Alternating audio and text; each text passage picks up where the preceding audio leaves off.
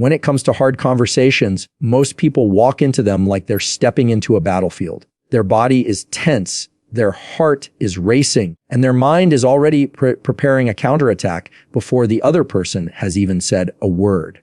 And that is exactly why you keep botching them. You're not listening to understand, you're listening to respond. You're not stepping in with calm, you're stepping in with armor. And when you do that, you don't create connection, you create conflict. See, here's the truth. Hard conversations are not won by who can shout louder or who can list off the longest track record of grievances. They're not even won by logic or cleverness. They're navigated successfully by emotional control, by presence, by the ability to stay centered when everything inside of you wants to react. The reason most people fail at these conversations is because they enter them with the wrong goal. You think your job is to win, but your real job is to understand. You think your role is to defend, but your actual role is to connect. Think about it. When was the last time you went into a tough talk with a friend, a spouse, or a co-worker, and you left feeling lighter, understood, closer to them? Probably not often, right? Most times you leave drained, frustrated, even more distant than before. That's because you treated that conversation like a contest instead of a bridge. Imagine trying to cross a bridge while the other person is ripping the planks out from under you.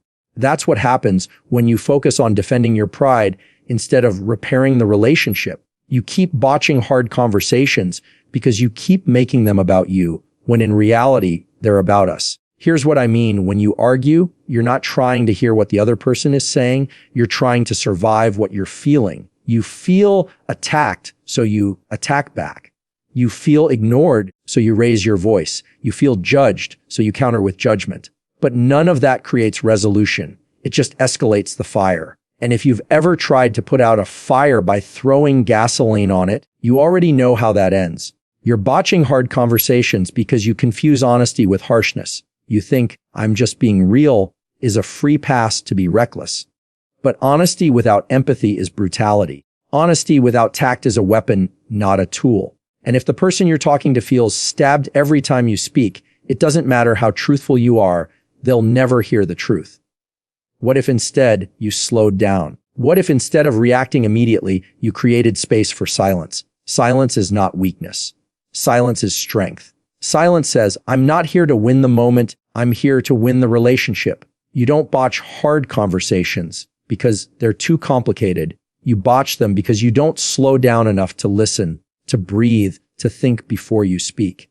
And that pause, that moment of restraint, that's where maturity lies. You can't control what they say, but you can control how you respond. That control is everything. Let me paint it this way. Imagine every hard conversation is like holding a glass of water. At first it feels light, but the longer you hold on to it, the heavier it gets until eventually your arm shakes and you drop it. That's what happens when you walk into tough conversations carrying every old resentment, every unsaid word, every assumption. You're so weighed down that the moment anything shakes you, you spill. And what do you spill? Anger, sarcasm, accusations. You botch the conversation not because you don't care, but because you care so much and haven't learned how to carry it lightly. This is why emotional intelligence matters more than verbal intelligence in these moments. People don't remember every sentence you said. They remember how you made them feel. They remember whether they felt safe to open up or whether they felt attacked and shut down. You botch hard conversations because instead of creating safety, you create tension. Instead of making it about clarity, you make it about control. And let's be real, control feels good in the moment, but it destroys trust in the long run. So how do you stop botching these moments? You start by shifting your intention. Don't walk in to win. Walk in to understand. Don't walk in to prove. Walk in to connect. The hardest conversations become easier when you trade the goal of being right for the goal of being real. And being real doesn't mean saying everything you think. It means saying what matters in a way that builds instead of breaks.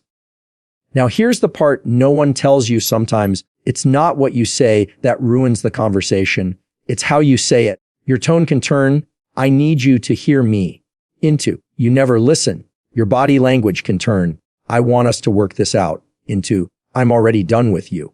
You botch hard conversations because you underestimate the power of nonverbal communication. The sighs, the eye rolls, the crossed arms, those speak louder than your words. And if your words and your energy don't match, people will always believe your energy. You've got to learn to separate the person from the problem. Too often, you merge them together. You treat the issue like it is their identity.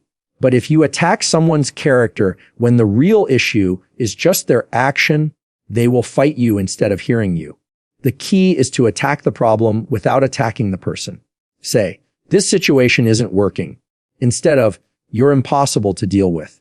Say, I felt overlooked in that meeting, instead of, you don't respect me. That little shift keeps the door of conversation open instead of slamming it shut. And I'll tell you this, if you want to stop botching these moments, you have to train yourself to see the bigger picture. Ask yourself before you open your mouth, is this statement going to build a bridge or burn it? Is it going to bring us closer or push us further apart? Because here's the reality, words are tools. They can be bricks to build or stones to throw. You get to decide which one you're holding in your hand every time you speak. The reason you keep botching hard conversations is because you're more focused on protecting your ego than protecting the relationship. You want to look strong instead of being strong. But real strength is restraint. Real strength is listening when you want to interrupt. Real strength is responding with calm when you want to explode. Real strength is saying, help me understand your perspective, instead of, you're wrong and I'm right. That shift changes everything. And if you've been struggling with this, I want you to know, it's not because you're broken or bad at relationships. It's because no one taught you. Most of us didn't grow up learning how to navigate conflict. We learned to either fight louder or shut down faster. But now you get to relearn. Now you get to choose. You don't have to botch the next conversation just because you botched the last one. So next time, when the moment comes, pause, breathe, lower your shoulders, listen first, respond slow. Remember that your goal isn't to win, it's to connect. And if you can hold on to that, you'll stop botching the conversations that matter most. The truth about hard conversations is that they don't get easier with avoidance. They only grow heavier, like a shadow that follows you everywhere until you finally turn around and face it. And yet, so many people keep avoiding them because they're terrified of the discomfort. They'd rather stay silent and stew in resentment than risk saying the wrong thing. But here's the irony, the very silence you think is keeping the peace is actually killing the connection. Every unspoken truth becomes a wall, and every wall you build creates distance you can feel even if you never say it out loud.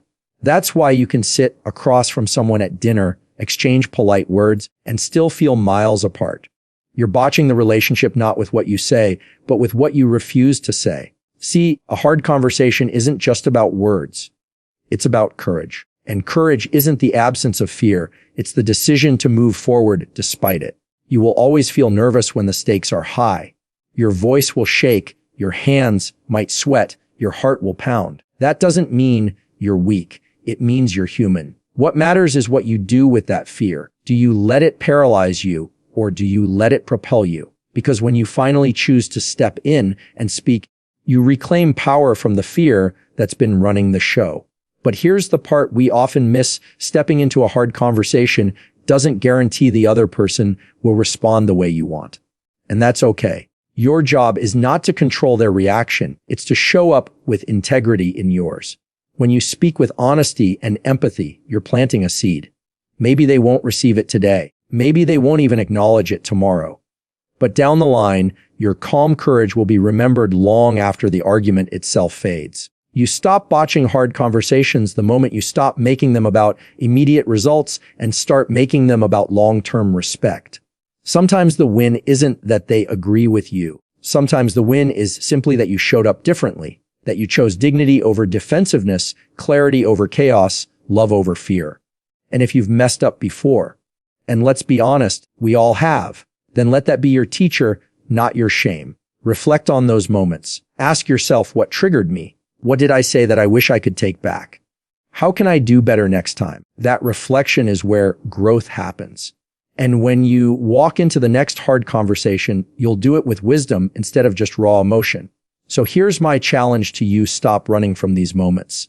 Stop botching them by either exploding in anger or burying them in silence. Step in with calm, step in with clarity, step in with the commitment to build, not break. Because at the end of the day, the quality of your life is measured by the quality of your relationships, and the quality of your relationships is measured by how you handle the hard conversations. Get those right, and everything else begins to fall into place.